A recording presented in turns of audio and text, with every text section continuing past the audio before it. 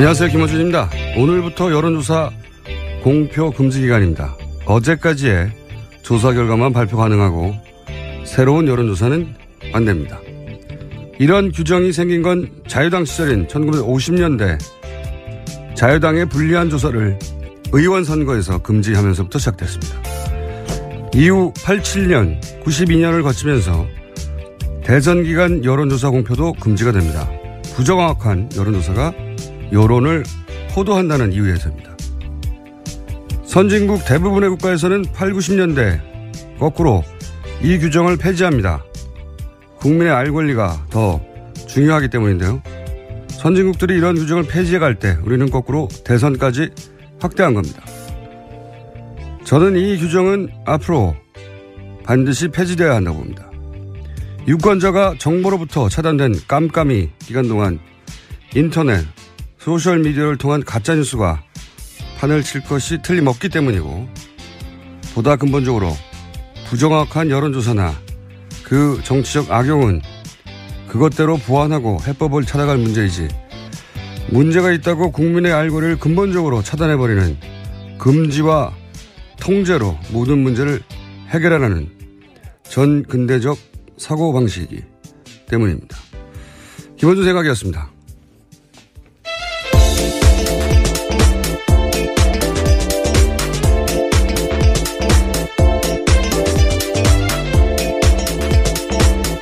시사인의 김은지입니다. 네. 여론조사 공표는 지금이 아니면 또 말할 타이밍이 없어서 제가 한번 언급했는데, 왜냐하면 5년 기다려야 되잖아요. 또 이 얘기를 하려면. 대선, 네. 네.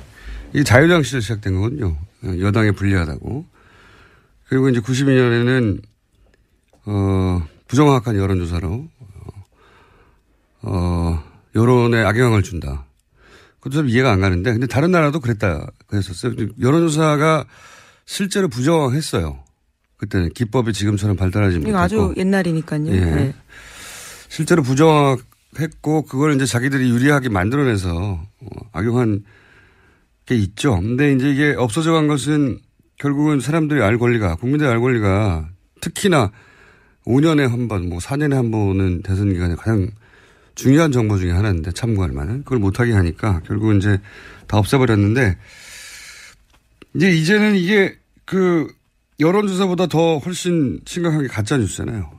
안 나오는 6일 동안 가짜뉴스가 판을 칠 텐데, 여론조사는 이제는 이제 여론조사 심의에 등록도 해야 되고. 그렇죠. 굉장히 네. 자세히 볼 수 있습니다. 이상하면 따질 수나 있죠. 이제 카톡으로 틀림없이 가짜 여론조사, 가짜뉴스. 이미 10,000건 이상 불법 여론조사가 페이스북에 유통됐다고 하는데, 남은 6일은 더 하겠죠. 그러니까 이제 오히려 그런 조사를 막는 게, 더 큰 문제를 불러일으킨다. 그리고 사실은 알 권리를 이렇게 다 막아서 해결하려고 하면 안 되죠. 금지하고. 그래서 한번, 언급을 해뒀습니다. 아니면 지금 아니면 앞으로 5년 있다가 다시 해야 되기 때문에. 자, 어제 마지막 토론회가 있었죠? 네, 그렇습니다. 어제 사회 분야 TV 토론이었습니다. 네. 사회 분야가 사실은 다 갖다 붙일 수 있는. 그렇긴 하죠. 온갖 것을 다 갖다 붙일 수 있는. 자, 그러면 어제 여러 후보들이, 일본 후보이기 때문에 일본 후보가 공격을 제일 많이 받는 건 항상 그래왔고, 그러다 보니까 이제 문재인 후보가 주로, 질문을 받고 답하는 지금 저희가 담은 목소리들만 하는데, 자, 첫 번째는 뭡니까? 누구와 누구 사이 공방입니까? 네, 문재인 후보와 홍준표 후보 사이 공방입니다. 홍 후보가 적폐 논란에 대해서 새로운 버전으로 이야기를 꺼냈습니다. 자신을 화용하는 게 아니냐 이런 이야기를 했는데요. 한번 내용을 보시면 맥락을 알 수 있습니다. 어제 토론회를 못 보신 분들은 주고받는 몇 마디만 들어보면 금방 어떤 공방이 오가는지 아실 수가 있습니다. 들어보시겠습니다. 문 후보님이 대통령이 되시면 보수 불태우겠다고 했거든요. 그럼 나는 화형당하겠네요. 횃불 발언 이야기합니까?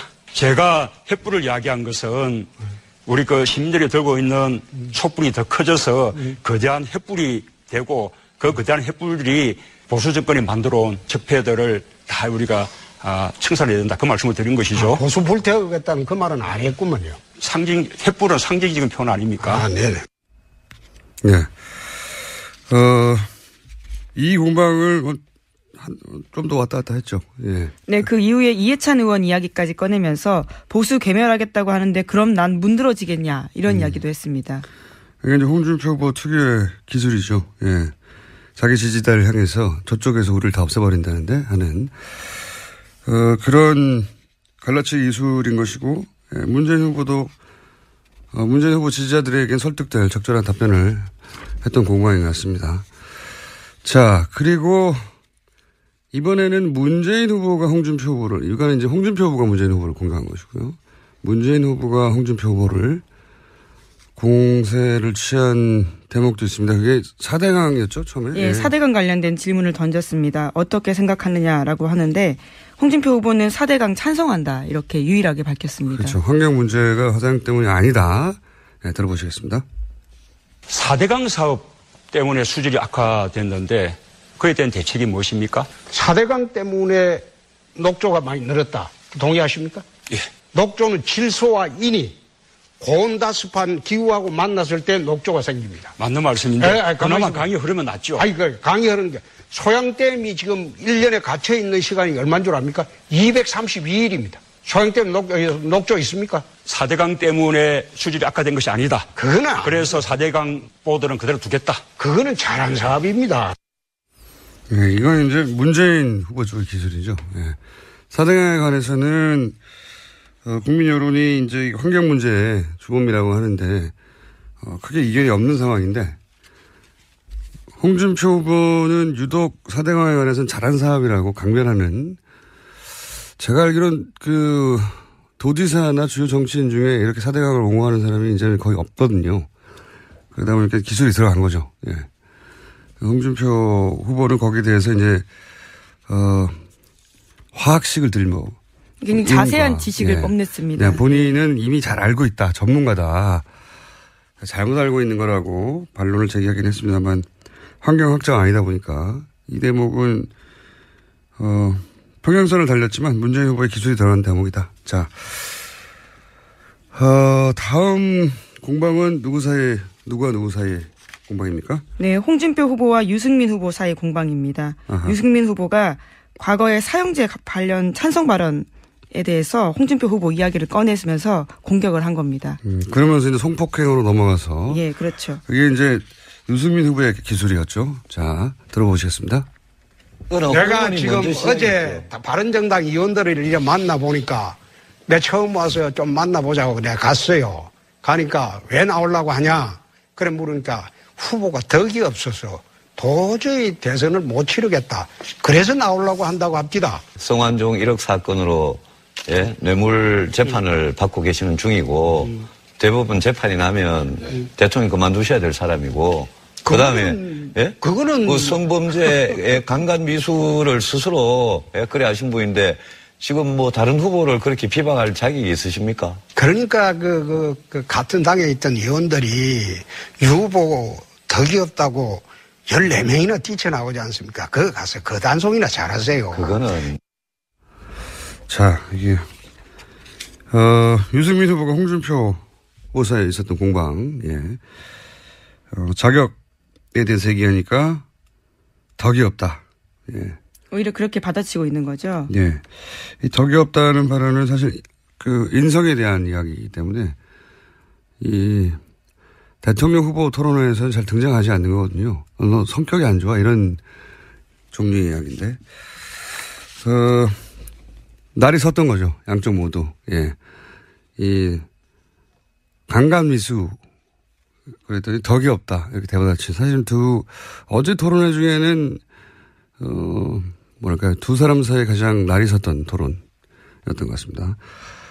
자, 그리고 이제 문재인 후보와 안철수 후보 간에도 공방이 있었죠? 네, 개파 패권주의 놓고 서로 격돌했습니다. 안철수 후보의 공격이었고 안철수 후보의 기술이었던 거죠. 예, 적폐와 관련된 이야기를 그렇게 끌어들인 겁니다. 그러니까 문재인 당 아니냐라고 말하는 안철수 후보의 공격입니다. 들어보시겠습니다.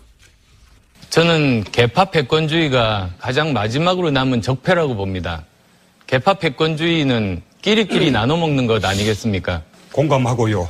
그러나 국민의당은 우리 안 후보님의 당이나 마찬가지 아닙니까? 개파 패권주의 말할 수 있겠습니까? 국민의당을 창업했다, 창업주다 그렇게 말씀하시잖아요. 그 문 후보님을 도왔던 전직 당대표들이 전부 다 당에서 나왔습니다. 사실은 정치인들은 탈당이라는 건 정말로 중요한 그 정치적인 결단 아니겠습니까? 어떻게 설명하시겠습니까? 개파 패권주의 때문에 나왔다고 다들 말씀하시는데요. 그렇게 당을 쪼갠 분이 우리 안 후보님이시죠.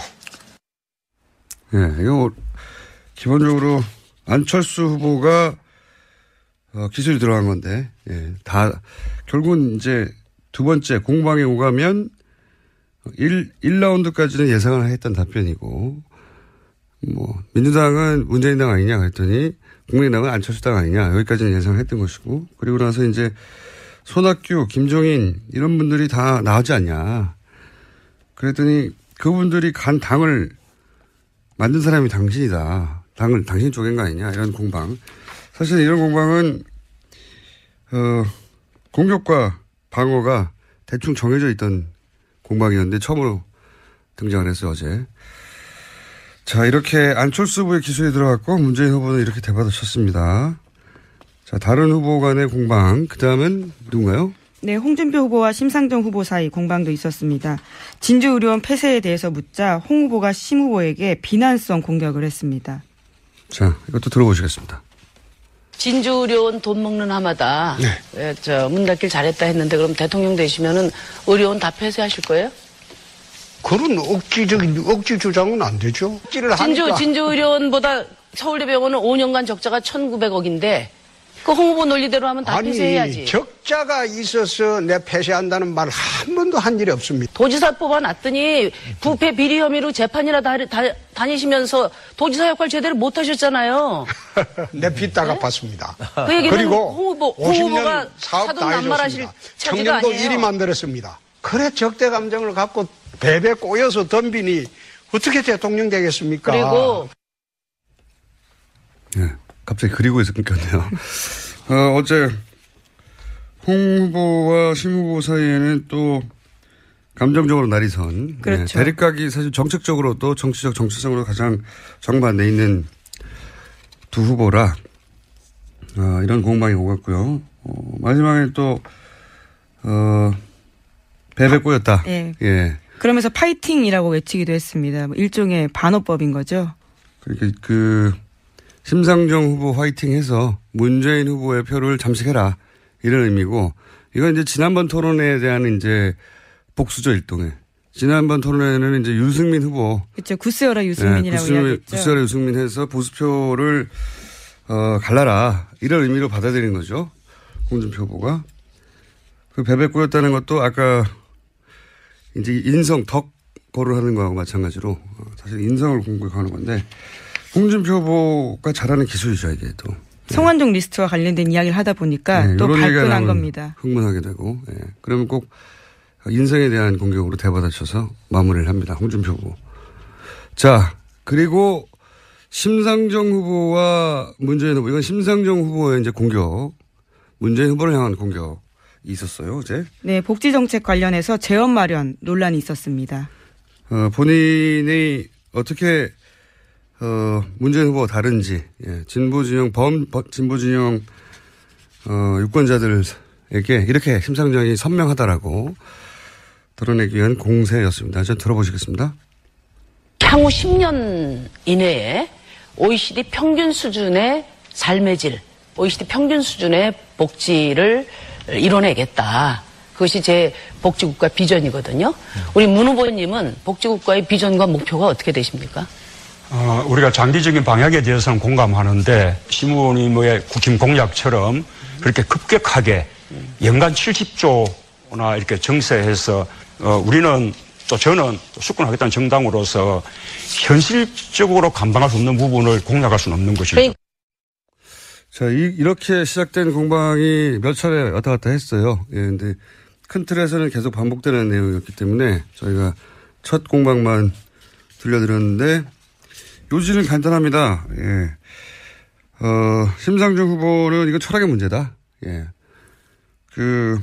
어디까지 복지를 갈 것인지 목표와 비전을 제시하라. 예, 이런 주문을 했고 그 이유는 뭐냐면 문 후보는 그런 비전이 없고 지금 현실을 안주해서 있는 돈으로 하겠다는 거 아니냐. 이런 공세. 그러니까 네, 복제 관련. 증세 이야기를 결국 하기도 한 그렇죠. 거고요. 결국 네. 증세 얘기를 한 것이고요. 문 후보는 이에 대한 방어로 장기적으로는 맞는 이야기인데 지금 당장은 비현실적인 거 아니냐. 네, 수권 정당 프레임 내세운 겁니다. 네. 어제 그래서 수권이라는 단어가 실시간 검색 순위에도 있었습니다. 이건 사실 오래된 공방이에요. 과거에 노무현 전 대통령과 권영길 두 분이 후보 시절에 토론회 때도 비슷한 공방이 왔거든요. 예. 그러니까 진보 정당과 민주당 사이의 공방 전형적인 패턴인데 공격도 필요했던 공격이고 문재인 후보도 방어를 잘했어요. 잘했는데 이제 어떤 유권자가 움직일지 그러니까 문재인 후보의 공약이 부족하다라고 해서 심상정 후보로 움직일지 아니면 심상정 후보 이야기를 듣고 이것은 지나치게 현실적이지 않지 않냐 하고 되돌아갈지 이건 모르겠습니다만 어제 두 후보 사이의 핵심 공방은 이거였습니다.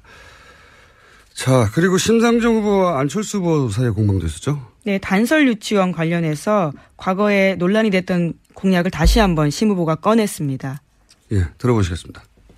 단설 유치원 더 짓지 않겠다. 그거는 오해십니다. 제가 말씀드렸듯이. 그럼 그거는 아닙니까? 단설 유치원 더 짓지 않겠다는 건 철회를 하셨어요? 오해십니다. 네. 저는 유치원을 무상교육하자는 겁니다. 그리고 그를 위해서 가급적이면 빨리 국공립 유치원을 늘리자. 그게 제 방향입니다. 이 라운드도 몇 번 더 있긴 했었는데 결국은 이제 비슷한 얘기가 반복됐습니다. 단설 유치원에 대한 대처가 빠른 속도로 근본적으로 되지 않아서 지지율이 상승에 꺾였다 하는 게 지금 되돌아보면 여론조사 수치를 보면서 하는 대부분 총평인데 다시 한번 공격이 들어간 거죠. 그래서 공약을 아예 철회하라 이렇게 이야기한 겁니다. 거기에 대해서 안철수 후보도 방어를 잘 했어요. 네, 예. 오해하고 있다라면서요. 오해하고 있다. 왜 오해하고 있는지에 대한 자세한 설명은 없었지만 어제 시간 관계상 그런 걸 자세히 할 수는 없으니까 큰 틀에서는 뭐 그게 다시 타격을 줄 만큼 공격이 성공하지 못했다. 자, 어제 총평은 판세에 중요한 영향을 줄 만큼의 임팩트는 없는 토론이었다. 네. 간단하게 요약하면. 후보들도 이제 마지막 토론이니까 실수를 하지 않으려고 했고, 그러다 보니까 큰 기술, 이런 것도 없었던 것 같고. 문재인 후보도 뭐 이전 토론보다 크게 잘하지도 못하지도 않은, 예. 그냥 안정지향적으로 자기 지지자를 지킨 선에서 토론했던 것 같고. 이전 토론보다는 안철수 후보가 내용 전달력이 훨씬 더 좋아졌어요. 예. 그래서 아마 토론을 더 하고 싶어 하는 것 같고, 실제. 안철수 후보는 기본적으로 토론 막판에 약간 마무리를 잘 못하는 경향이 있어요. 본인이 공격을 시작해서. 그래서 뭔가 한 방에 부족하다는 이미지가 있는데, 어제, 확실히 과거 토론보다는 내용 전달력이 모두 좋아졌다. 아쉽게도 마지막이고. 홍준표 후보는 이 토론을 하는 게 아니라 유세를 한 유일한 후보였거든요. 토론회장에서. 상대방을 정책이나 숫자로 압도할 생각이 애초부터 없었던, 예, 전략 자체가. 내 편만 챙기는 갈라치기 하면서 계속 사실은 토론을 유세로 활용하면서 자기 편을 결집시켜 나가는 관점에서는 제가 그래서 그 관점에서는 토론을 잘했다 이렇게 총평해 왔는데 어제는 그 관점에서 토론을 잘 못했어요. 계속 토론을 통해 득표를 쌓아왔다면 어제는 이제 일정 정도 자기 편 코어는 모으고 중도 보수로 이제 확장해 나가야 하는 타이밍이었단 말이죠. 그러다 보니까 그렇게 큰 기술을 확 갈라치는 그러면서 존재감도 좀 약해지고, 예. 디테일이 약한 게 부각되고, 어제 토론 홍준표 후보는 성공적이지 못했던 것 같아요. 홍준표 후보가 토론을 항상 못했다고 총평을 듣더라도 저는 잘했다고 생각해 왔는데, 목적 자체가 자기 편을 결집시키는 거예요. 어제는 아니었던 것 같고, 심상정 후보도 본인 강점이 토론 기술, 강단에 있는 태도 이런 거지 않습니까? 그래서 문재인 후보와 차별화를 시도하면서 선명성을 극대화하는 목표였던 것 같은데, 준비가 충분하지 못했던 것 같아요. 그러니까 이상적이지 않냐, 지나치게. 이게 반론인데, 그게 왜 이상적이지 않은지를, 설명해내지 못한 게 아닌가. 예, 평소 실력을 다 발휘 못했다. 저는 그렇게 보고요. 토론 내용과 무관하게 어제 토론의 유일한 승자는 저는 유승민 후보였다고 봅니다. 예. 시간을 아껴서 이제 자신이 처한 상황에 대한, 말을 했던 것에 사람들이 이제 정서적으로 토론 내용과 무관하게 반응을 했었는데, 자, 마지막 발언은 저희가 좀 모아봤습니다. 제가 어제의 승자가 유승민 후보였다라고 말씀드린 이유가 등장하는데, 마지막 발언 중에 핵심 저희가 모았습니다. 5년 전 이 약속을 지키지 못했습니다. 세월호의 아픔, 또 국정농단의 아픔을 겪었습니다. 제가 부족했던 탓입니다. 죄송합니다. 경비원 아들도 대통령이 될 수 있는 나라, 까막눈의 아들도 대통령이 될 수 있는 나라, 바로 대한민국입니다. 그것이 이 나라 민주주의입니다. 12월 9일 부탁드립니다. 저 안철수, 양당 기득권 세력들 물리치고 새로운 정치 시대 만들려고 여기까지 왔습니다.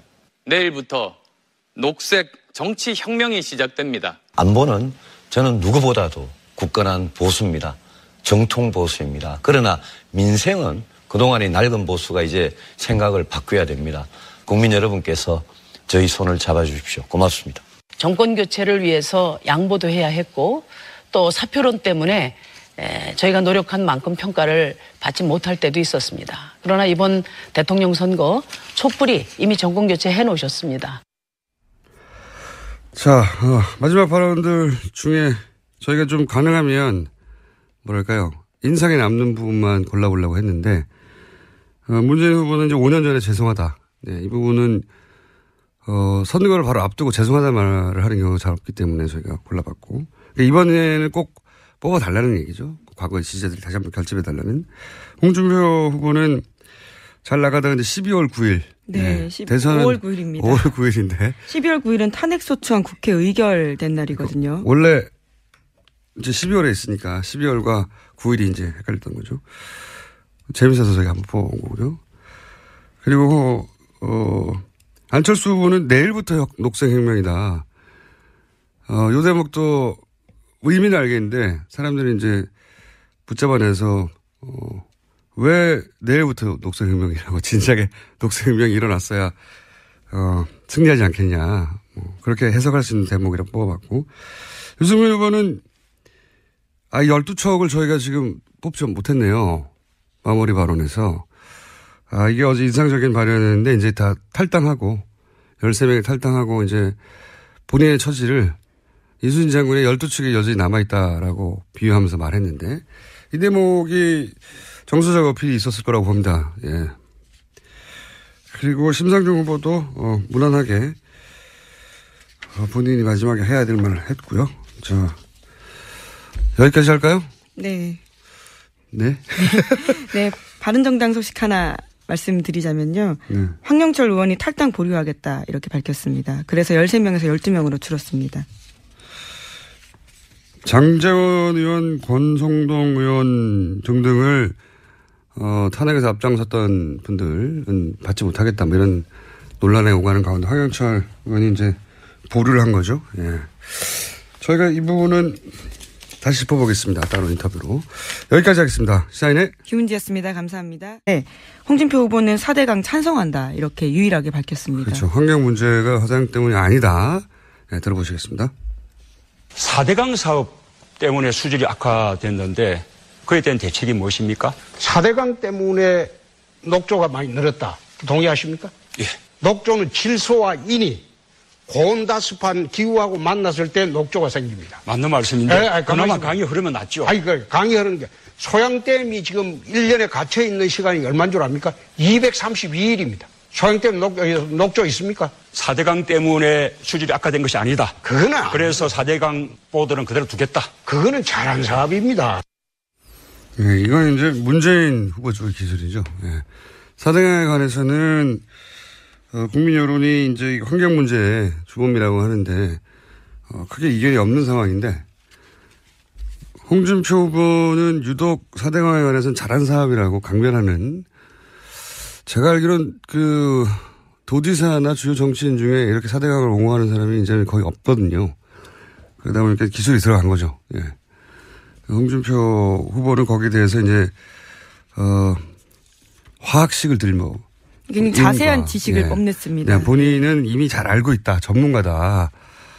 잘못 알고 있는 거라고 반론을 제기하긴 했습니다만 환경학자가 아니다 보니까 이 대목은 이상하면 따질 수나 있죠. 이제 카톡으로 틀림없이 가짜 여론조사, 가짜 뉴스 이미 뭐 10,000건 이상 불법 여론조사가 페이스북에 유통됐다고 하는데 남은 6일은 더 하겠죠.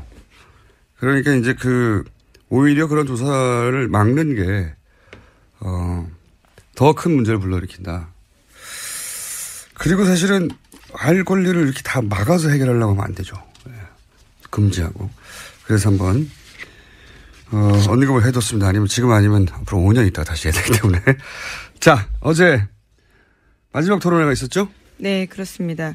어제 사회 분야 TV 토론이었습니다. 네. 사회 분야가 사실은 다 갖다 붙일 수 있는. 그렇긴 하죠. 온갖 것을 다 갖다 붙일 수 있는. 자, 그러면 어제 여러 후보들이, 일본 후보이기 때문에 일본 후보가 공격을 제일 많이 받는 건 항상 그래왔고, 그러다 보니까 이제 문재인 후보가 주로, 질문을 받고 답하는 지금 저희 담은 목소리들만 하는데, 자, 첫 번째는 뭡니까? 누구와 누구 사이 공방입니까? 네, 문재인 후보와 홍준표 후보 사이 공방입니다. 홍 후보가 적폐 논란에 대해서 새로운 버전으로 이야기를 꺼냈습니다. 자신을 화용하는 게 아니냐 이런 이야기를 했는데요. 한번 내용을 보시면 맥락을 알 수 있습니다. 어제 토론회를 못 보신 분들은 안녕하세요. 김어준입니다. 오늘부터 여론조사 공표 금지 기간입니다. 어제까지의 조사 결과만 발표 가능하고 새로운 여론조사는 안 됩니다. 이런 규정이 생긴 건 자유당 시절인 1950년대 자유당의 불리한 조사를 의원 선거에서 금지하면서부터 시작됐습니다. 이후 87년, 92년을 거치면서 대선 기간 여론조사 공표도 금지가 됩니다. 부정확한 여론조사가 여론을 호도한다는 이유에서입니다. 선진국 대부분의 국가에서는 8, 90년대 거꾸로 이 규정을 폐지합니다. 국민의 알 권리가 더 중요하기 때문인데요. 선진국들이 이런 규정을 폐지해 갈 때 우리는 거꾸로 대선까지 확대한 겁니다. 저는 이 규정은 앞으로 반드시 폐지되어야 한다고 봅니다. 유권자가 정보로부터 차단된 깜깜이 기간 동안 인터넷, 소셜미디어를 통한 가짜뉴스가 판을 칠 것이 틀림없기 때문이고 보다 근본적으로 부정확한 여론조사나 그 정치적 악용은 그것대로 보완하고 해법을 찾아갈 문제이지 문제가 있다고 국민의 알 권리를 근본적으로 차단해버리는 금지와 통제로 모든 문제를 해결하라는 전 근대적 사고방식이기 때문입니다. 김원준 생각이었습니다.